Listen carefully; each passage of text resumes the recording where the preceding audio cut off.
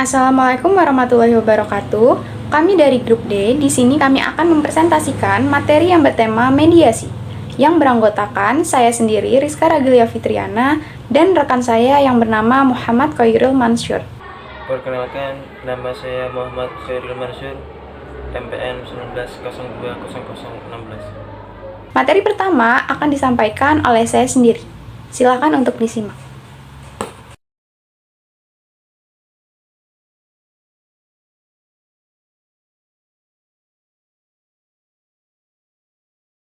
Pertama yaitu filosofi dan pengertian mediasi.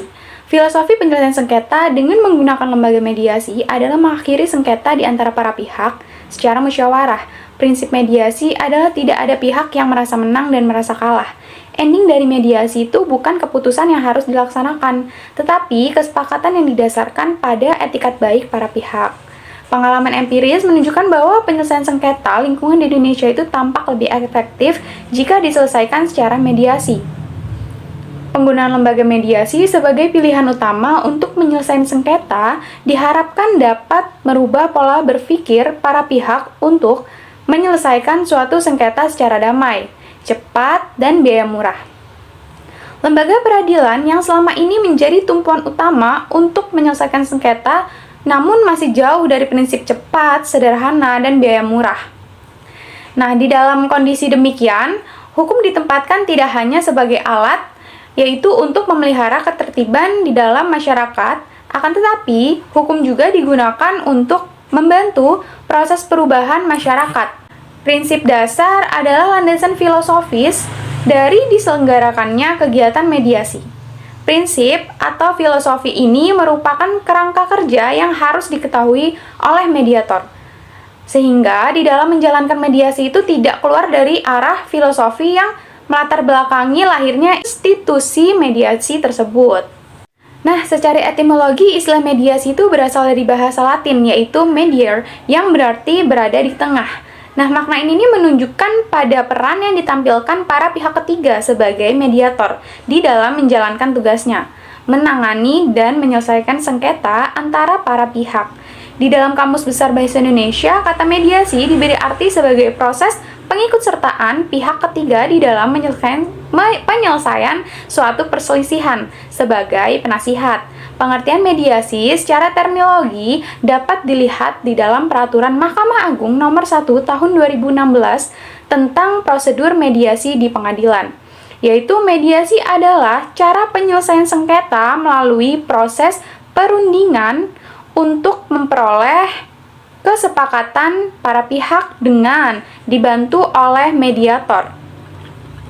Nah, mediator sendiri adalah pihak netral yang membantu para pihak di dalam proses perundingan guna mencari berbagai kemungkinan penyelesaian sengketa tanpa menggunakan cara memutus dan memaksa sebuah penyelesaian. Banyak para ahli mengungkapkan pengertian mediasi. Salah satunya adalah Profesor Takdir Rahmadi yang mengatakan bahwa mediasi adalah suatu proses penyelesaian sengketa antara dua pihak atau lebih melalui perundingan atau cara mufakat dengan bantuan pihak netral yang tidak memiliki kewenangan memutusi pihak mediator tersebut. Jadi, mediasi adalah upaya penyelesaian konflik dengan melibatkan pihak ketiga yang netral, yang tidak memiliki kewenangan mengambil keputusan yang membantu pihak-pihak yang bersengketa mencapai penyelesaian yang diterima oleh kedua belah pihak. Selanjutnya, sejarah mediasi. Penyelesaian sengketa secara damai telah dipraktikkan di dalam kehidupan masyarakat Indonesia selama berabad-abad tahun yang lalu.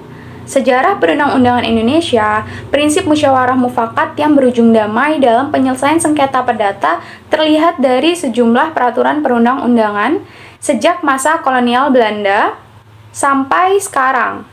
Pada masa kolonial Belanda, pengaturan penyelesaian sengketa melalui upaya damai lebih banyak ditujukan pada proses damai di lingkungan peradilan. Sedangkan penyelesaian sengketa di luar pengadilan, kolonial Belanda cenderung memberikan kesempatan pada hukum adat. Belanda meyakini bahwa hukum adat mampu menyelesaikan sengketa kaum pribumi secara damai, tanpa memerlukan intervensi pihak penguasa kolonial Belanda. Hukum adat adalah hukum yang hidup dan keberadaannya menyatu dengan masyarakat pribumi. Pada masa kolonial Belanda, penyelesaian sengketa melalui proses damai diatur di dalam pasal 130 HIR, pasal 154 RBG, pasal 31 RV. Disebutkan bahwa hakim atau majelis hakim akan mengusahakan perdamaian sebelum perkara diputuskan. Ketentuan dalam pasal 130 HIR dan 154 RBG menggambarkan bahwa penyelesaian sengketa melalui jalur damai merupakan bagian dari proses penyelesaian sengketa di pengadilan. Nah, ketentuan perdamaian dalam pasal 130 HIR dan 154 RBG selanjutnya dibahas di dalam diskusi Komisi 2 Rekernas terbatas Mahkamah Agung RI tertanggal 26-17 September 2002 di Surabaya. Kemudian diterbitkan Surat Edaran Mahkamah Agung atau SEMA nomor 1 tahun 2002 tentang pemberdayaan pengadilan tingkat pertama dalam menerapkan lembaga damai. Sebagaimana diatur di dalam pasal 130 HIR dan pasal 154 RBG, SEMA nomor 1 tahun 2002. Kemudian mediasi di dalam ketentuan SEMA nomor 1 tahun 2002 diperkuat dengan terbitnya Peraturan Mahkamah Agung Perma nomor 2 tahun 2003 tentang prosedur mediasi di pengadilan. Perma nomor 2 tahun 2003 ini yang menandai mediasi di dalam pengadilan Court Annexed Mediation mulai berlaku di Indonesia.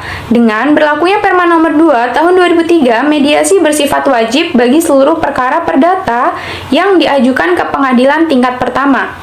Untuk mendukung pelaksanaan Perma nomor 2 tahun 2003, pada tahun 2003 sampai 2004, Mahkamah Agung melakukan pemantauan pelaksanaan mediasi di 4 pengadilan negeri yang menjadi pilot court, yaitu PN Bengkalis, PN Batu Sangkar, PN Surabaya, dan PN Jakarta Pusat. Pemantauan menghasilkan formulir-formulir yang diharapkan menjadi acuan bagi pengadilan lainnya di dalam penyeragaman pendokumentasian atau pengarsipan berkas proses mediasi. Pada tahun 2008, Perma nomor 2 tahun 2003 diganti dengan Perma nomor 1 tahun 2008. Dalam Perma nomor 1 tahun 2008, sifat wajib mediasi dalam proses berperkara di pengadilan lebih ditekankan lagi. Ini dapat dilihat dengan adanya pasal yang menyatakan bahwa tidak tempuhnya proses mediasi berdasarkan Perma itu merupakan penyelenggaraan terhadap ketentuan pasal 130 HIR atau 154 RBG yang menyatakan keputusan batal demi hukum, atau pasal 2 ayat 3 Perma nomor 1 tahun 2008. Sementara pasal 2 ayat 4 Perma nomor 2 tahun 2003 menyatakan bahwa hakim dalam pertimbangan putusan perkara wajib menyebutkan bahwa perkara yang bersangkutan telah diupayakan perdamaian melalui mediasi dengan menyebutkan nama mediator untuk perkara tersebut. Selanjutnya, tahun 2016, Perma nomor 1 tahun 2008 diganti dengan Perma nomor 1 tahun 2016. Perma nomor 1 tahun 2016 melakukan perbaikan atas Perma sebelumnya dengan memasukkan, yaitu yang pertama, kriteria itikat baik di dalam mediasi dan resiko hukum bagi pihak yang tidak beretikat. Yang kedua, penambahan kriteria keberhasilan, yaitu berhasil mencapai kesepakatan perdamaian, kesepakatan perdamaian sebagian, mediasi tidak berhasil mencapai kesepakatan perdamaian, dan mediasi tidak dapat dilaksanakan. Nomor 3, prosedur pengajuan gugatan memperoleh akta perdamaian yang mana bila terjadi kesepakatan perdamaian saat mediasi di luar pengadilan oleh mediator bersertifikat. Yang keempat, waktu mediasi yang lebih singkat dari 40 hari menjadi 30 hari. Yang kelima, mediasi pengadilan menjadi tidak wajib apabila para pihak pernah dimediasi oleh mediator bersertifikat sebelum mengajukan gugatan di pengadilan. Selanjutnya yaitu kelebihan mediasi. Yang pertama yaitu proses cepat. Persengketaan yang paling banyak ditangani oleh pusat-pusat mediasi publik dapat dituntaskan dengan pemeriksaan yang hanya berlangsung 2 hingga 3 minggu dan rata-rata waktu yang digunakan itu setiap pemeriksaan atau setiap kali pertemuan itu hanya berkisar 1 sampai setengah jam saja. Nah, hal ini itu sangat berbeda jauh dengan jangka waktu yang digunakan di dalam proses arbitrase dan proses litigasi. Nah, kelebihan mediasi yang kedua yaitu bersifat rahasia. Segala sesuatu yang diucapkan selama pemeriksaan mediasi itu bersifat sangat rahasia. Nah, hal ini itu dikarenakan di dalam proses pemeriksaannya tidak dihadiri oleh publik. Yang ketiga, tidak mahal. Sebagian besar pusat-pusat mediasi publik menyediakan pelayanan dengan biaya sangat murah dan juga tidak perlu membayar biaya pengacara. Karena di dalam proses mediasi kehadiran seseorang pengacara kurang dibutuhkan. Nah, kelebihan mediasi yang selanjutnya yaitu adil. Solusi bagi suatu persengketaan dapat diserasikan dengan kebutuhan-kebutuhan atau keinginan-keinginan para pihaknya yang bersengketa. Dan oleh sebab itu, keputusan yang diambil atau dihasilkan dapat memenuhi rasa keadilan para pihak. Nah, selanjutnya kelebihan mediasi pemberdayaannya itu individu. Orang-orang yang menegosiasikan sendiri masalahnya seringkali merasa mempunyai lebih banyak kuasa daripada mereka yang melakukan advokasi melalui wakil seperti pengacara. Selanjutnya, keputusan yang hemat. Dan yang terakhir, keputusan yang berlaku tanpa mengenal waktu. Kekurangan dari mediasi yaitu tidak bersifat memaksa, mediator kurang terjamin, dan rentangnya gagal. Sekian dari saya, materi selanjutnya akan disampaikan oleh rekan saya yaitu Khairul Mansur. Mediasi di dalam pengadilan. Pelaksanaan mediasi di dalam pengadilan dengan landasan musyawarah untuk mufakat ternyata sudah diatur dalam sejumlah peraturan undang-undang di Indonesia. Dan cikal bakarnya itu lahir dalam pasal 130 HIR yang menyebutkan pertama, jika pada hari yang ditentukan itu kedua belah pihak datang. Jadi ketika ada dua pihak datang, maka pengadilan negeri mencoba dengan perantaranya ketuanya akan mendamaikan mereka. Kemudian yang kedua, jika perdamaian yang terjadi, maka tentang hal itu pada waktu sidang dibuatkan sebuah akta. Jadi ketika kita sudah terjadi perdamaian, maka akan dibuatkan akta dengan nama kedua belah pihak diwajibkan untuk mencukupi perjanjian yang dibuat. Maka surat akta itu akan dikekuatan dan akan dilakukan sebagai putusan hakim yang bisa. Karena kurang efektif, maka Mahkamah Agung membuat peraturan Mahkamah Agung Perma yang berkaitan dengan mediasi. Pengintegrasian mediasi di pengadilan secara resmi baru diterapkan setelah Mahkamah Agung RI mengeluarkan surat edaran Marisema nomor 1 tahun 2002 tentang pemberdayaan lembaga perdamaian prosedur mediasi di pengadilan. Peraturan ini menempatkan mediasi sebagai bagian dalam proses penyelesaian perkara di dalam yang menjadi satu satuan dalam proses penyelesaian sengketa di peradilan yang sebelumnya tidak diatur dalam HIR atau RPG. Jadi sebelumnya mediasi itu sebelumnya terjadi di luar pengadilan. Kemudian Mahkamah Agung itu membuat peraturan sendiri, jadilah mediasi di dalam pengadilan. Kemudian untuk mediasi di luar pengadilan, mediasi yang dilakukan oleh mediator. Jadi ada perantara ya, baik perorangan maupun oleh lembaga atau institusi di luar pengadilan. Salah satunya adalah mediasi yang dilakukan oleh lembaga seperti Pusat Mediasi Nasional.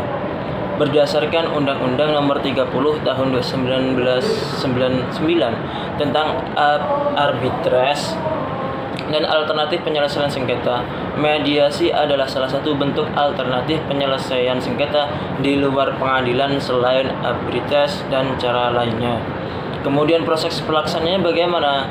Yaitu ketentuannya juga diatur dalam pasal 58 dan 60 Undang-Undang Nomor 48 Tahun 2009 tentang kekuasaan kehakiman. Bab 7 tentang penyelesaian sengketa di luar pengadilan. Pasal 58 menentukan bahwa upaya penyelesaian sengketa perdata dapat dilakukan di luar pengadilan negara melalui arbitras atau alternatif penyelesaian sengketa. Tentang tahapan mediasi. Yang pertama yaitu memulai proses mediasi.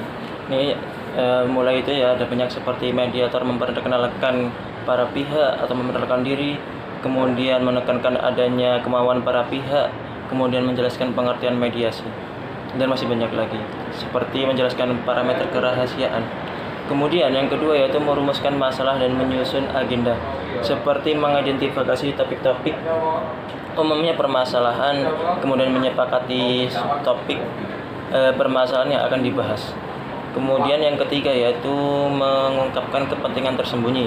Nah, ini dapat di dua cara ya.